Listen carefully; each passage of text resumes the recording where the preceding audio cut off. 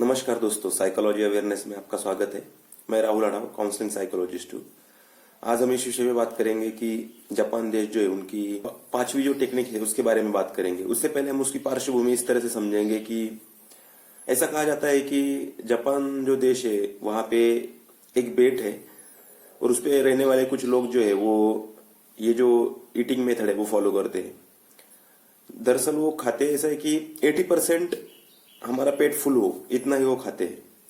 तो इसके पीछे एक लॉजिक ऐसा भी है कि जब हम सोच के खाते हैं तो माइंडफुलनेस ईटिंग हमारी होती है और माइंडफुल ईटिंग होने के साथ में हमारी जो इमोशनल ईटिंग जो हम कहते हैं वो कम हो जाती है। दूसरी बात, इसके फायदे ऐसे भी देखे जा सकते हैं कि हमारी जो मेटाबॉलिक एक्टिविटी है वो भी बढ़ सकती है। तीसरी बात ये भी देखते हैं कि जब भी हम वो कम खाते हैं तो उनको ज्यादा एनर्जेटिक लगता है, दिन भर एनर्जेटिक होता है। उसके बाद में जो हमारा वेस्ट सरकमफरेंस है, जो हमारी कमर है, कमर का जो घेर है, वेस्ट सरकमफरेंस हम उसको बोलते हैं, वो भी कम होने में मदद मिलती है। और बहुत बार हम बहुत सारे डाइट्स प्लान करते हैं और डाइट में जैसे खाना स्किप करना या खाना बहुत ही कम खाना, तो उसके कुछ दुष्परिणाम भी है, कुछ बेनिफिट्स भी है, जैसे रिसर्च बताता है। तो इस फजी डाइट प्लान से भी बचा जा सकता है कि आप अगर 80% खाते हो। पर ये जो टेक्निक है ये आपके विवेक से ही आप यूज कीजिए। और कहा जाता है कि फास्टिंग जो है ये इवोल्यूशनरी है, क्योंकि जैसे ही हमारे मानव जमात की उत्क्रांत हुई है तब से फास्टिंग ये हमारे लिए नई नहीं है। क्योंकि जो हमारे आदि मानव थे और जैसे ही ग्रीन इवोल्यूशन हमारे देश में हुआ, हरित क्रांति हम उसको बोलते, उससे पहले भी हम इतिहास में पढ़ते कि भूखमरी से बहुत सारे लोग मरे, स्टारवेशन से बहुत सारे लोग मरे और स्टारवेशन से आज भी बहुत सारे जो आदिवासी इलाके है वहां पे अच्छा पोषण पहुंचता नहीं है, खाना पहुंचता नहीं, इसकी वजह से जो भूखमरी है वो समस्या अभी भी है। तो ये स्टारवेशन हमारे उत्क्रांति के साथ हमारे साथ में जुड़ा हुआ है, तो हमारे लिए नया नहीं है। तो आप जब कम खाते हो तो आपकी बॉडी इसके लिए रिस्पॉन्स करेगी, पर थोड़ा टाइम तो लगेगा, पर आपकी बॉडी इसके लिए रिस्पॉन्स कर सकती है। पर ये बात भी आपकी विवेक पे ही आप लीजिए। और जो मेडिकल एक्सपर्ट्स है, जो डाइटिशियंस है, वो भी बताते हैं कि खाना कुछ स्किप नहीं करना चाहिए, पर माइंडफुल खाना चाहिए। तो हम जब खाते हैं तो सजग होना चाहिए, क्योंकि जब हम सजग नहीं होते तो जैसे हम सजग नहीं होते तो कुछ भी बोल देते हैं, वैसे हम सजग नहीं होते तो जो भी आए हमारे सामने वो हम खा लेते हैं।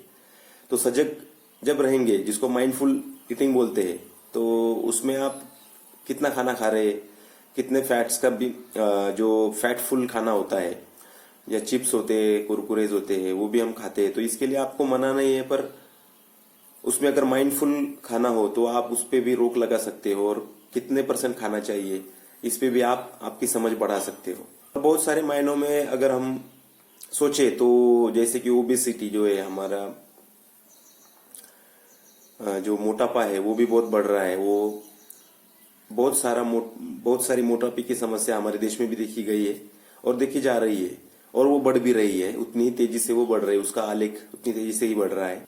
और कुछ बेनिफिट्स भी, जैसे कि साइंटिफिक एविडेंस के हिसाब से बोला जाता है कि इन्फ्लेमेशन कम हो सकता है हमारे बॉडी में, हाइपरटेंशन कम हो सकता है। तो खाने का, हाँ, खाने से इसके साथ में जरूर है, क्योंकि अगर खाने में अच्छा पोषण नहीं रहे तो उससे जैसे कि शुगरी फैट्स, शुगर्स अगर ज्यादा है तो उससे फ्रुक्टोज होता है। फ्रुक्टोज से हमारी जो इमोशनली हमारी सोचने की शक्ति ज्यादा बढ़ती है, ऐसा साइंस कहता है। तो फैटफुल अगर फूड हो तो उसके भी कुछ बेनिफिट्स होने की बजाय बहुत सारे डेफिशिएंसीज है।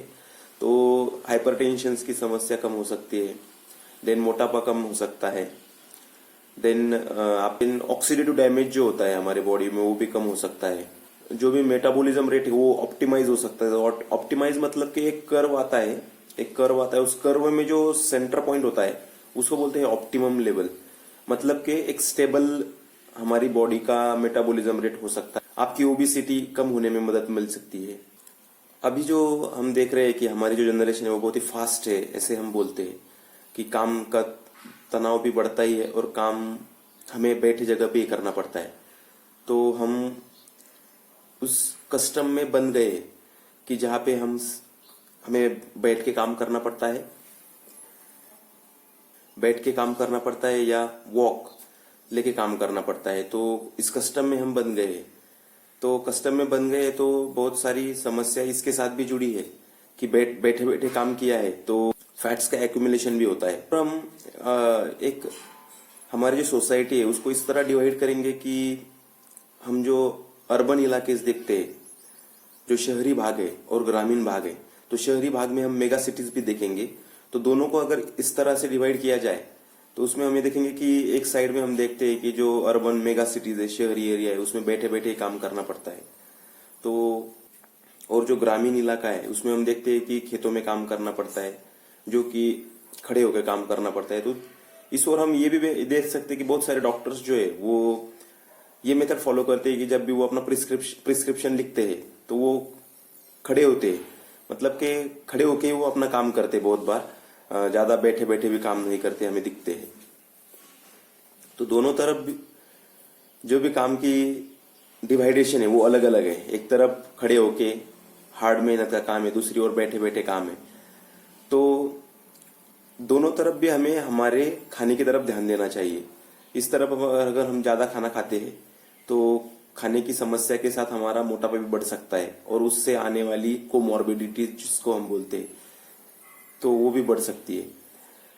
तो और ऐसा भी हम मानते हैं कि न खाने से लोग नहीं मतलब कम खाने से अगर हम 80% खाते भी है तो हम मरेंगे नहीं। तो ये जो टेक्निक है बहुत, ये ज्यादातर जो लोग अपने मोटापे से जूझ रहे हैं तो वो अपने विवेक से इसको यूज कर सकते हैं। आशा करता हूं कि ये टेक्निक आपको समझ में आई होगी। Thank you.